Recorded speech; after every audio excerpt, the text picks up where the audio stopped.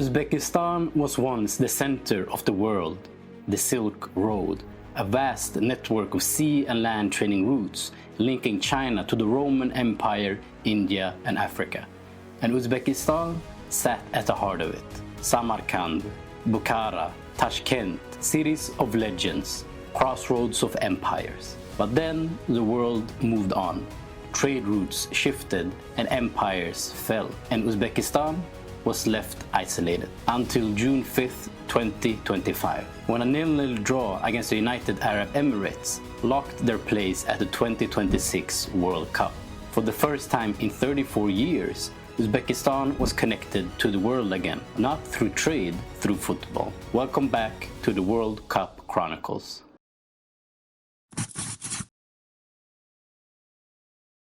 Football arrived in Uzbekistan in 1912. A group of locals in the Ferghana region watched Russian soldiers play the sport, and something clicked. They picked up the ball, kicked it, and understood immediately. Football was easy for people already familiar with karaptep, an ancient Uzbek game in which a weighted clump of animal hide is kept in the air with kicks for as long as possible. By 1914, the first championship had been played in the Ferghana Valley, and by 1926, the Uzbek League was established. And just 2 years later, the Soviet Union created their first national team. They called them the White Wolves, och Borillar in Uzbek, after their white uniforms. And for the next 60 years under Soviet rules, Uzbekistan became the center of Soviet football. Pakhtakor Tashkent, the greatest Soviet club in Central Asia, with 22 seasons in USSR top league, more than any Uzbek club. In 1968, Berador Abduraimov, an Uzbek legend, was a top goalscorer of the entire Soviet League.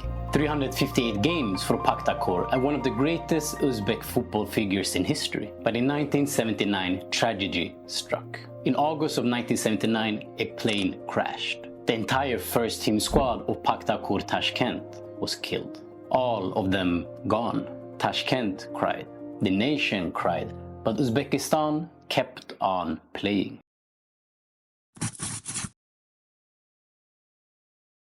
On December 25, 1991, the Soviet Union collapsed. Uzbekistan gains their independence, a new nation and a new football team. The first match was in January of '92 against Tajikistan, and they won. But independence was difficult, chaotic and poor. While other Soviet nations chose UEFA, like Russia, Belarus, Ukraine, Moldova and the Baltics, Uzbekistan chose the Asian Football Federation. And in 1994, after just 2 years of independence, Uzbekistan won the Asia Games gold. It was a statement that we're still here and we're still relevant. But then came the World Cup.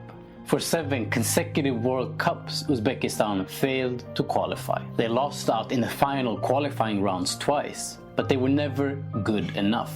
Not quite there yet. And for 34 years, ever since their independence, Uzbekistan could not quite make it through. And the White Wolves were now hungry, frustrated, and waiting.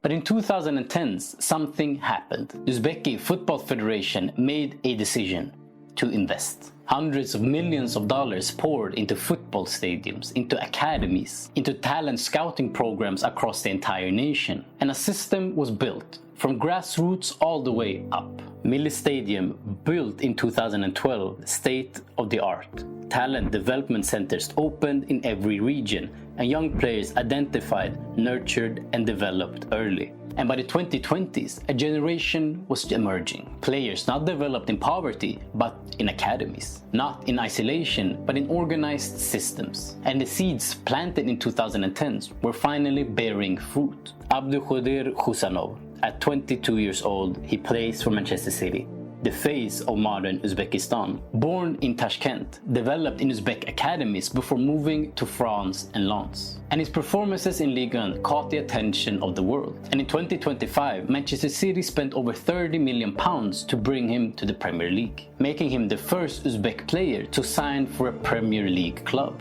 Physically imposing, technically gifted, and composure on the ball. Exactly the type of player Pep Guardiola wants. And for Uzbekistan, he is the future. Eldor Shomurodov, 30 years old, the captain.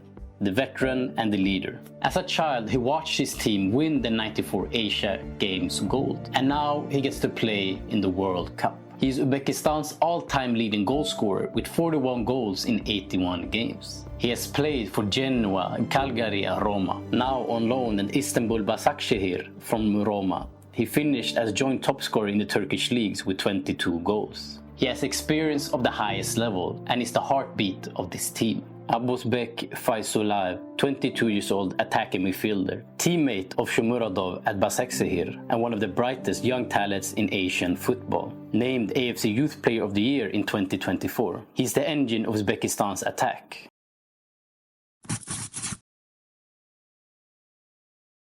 For 34 years, Uzbekistan waited. 7 times they tried to qualify for the World Cup, and 7 times they failed. But in the 2010s, they made a decision: invest, develop, and build. A generation grew up in academies, not in the streets, but in systems. Kusanov, born in that era, developed at those academies, now at City. A team full of young talents born of this system that is ready to show them who they are. Once Uzbekistan was the center of the world. The Silk Road connected Asia to Europe. Trade flowed through Uzbek cities. But the world moved on. Trade routes shifted and empires fell. And Uzbekistan was left isolated, cut off from the world. And for 34 years since their independence, Uzbekistan tried to reconnect. And now they have done it, because they are here at the World Cup. Not as a trade hub, as a footballing nation. The White Wolves, finally here and finally home.